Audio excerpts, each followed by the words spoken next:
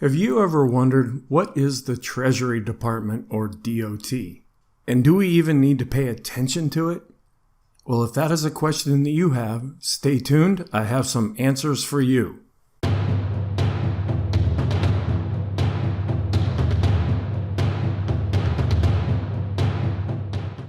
Before I start on this video, I want to remind you that I have a free workshop that is available to you by clicking on the link in the description box below this video. It's about 90 minutes long. I'm not trying to sell you anything.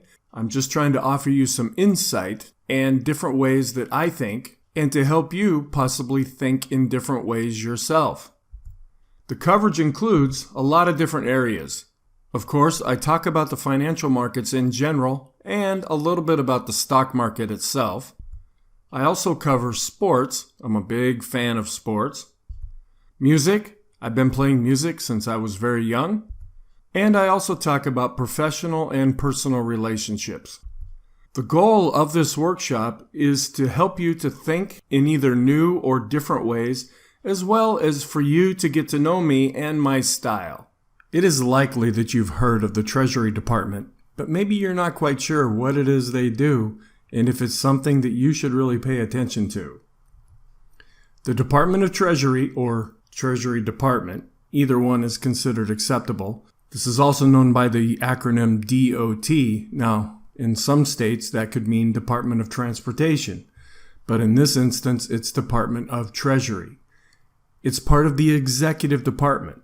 Executive means the president. This is somebody that's appointed by the president to help them oversee the Treasury Department. It was established by an act of Congress in 1789 to manage government revenue. So it's been around longer than most of the other departments that we have. This was one of the very first things that the Founding Fathers created. The department is administered by the Secretary of the Treasury, who is a member of the Cabinet. The Cabinet which help advise the President.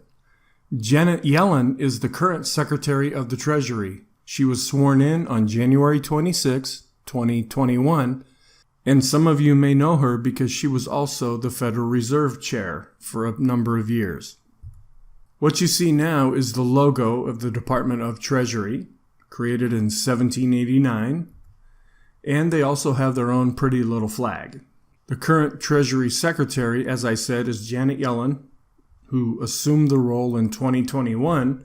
Here's a picture of her as Treasury Secretary. And this person will typically serve at the president's pleasure. As long as the president likes what this person is doing, they will remain. If we have a change in administration, quite often this person will change as well. So what are the responsibilities of the Department of Treasury? These functions include producing all currency, coinage, and postage stamps of the U.S. Now this means physical currency, not the currency that is created by computer. Anytime new coins are minted or new postage stamps are available to use, if you know what real mail even is, it's the Department of Treasury who issues those stamps. They also are responsible for collecting taxes, which they created their own department called the IRS, duties, which is another form of taxes or fees, and money paid to and due to the U.S. They're also in charge of paying all the bills of the U.S. Kind of haven't really done a good job with that lately.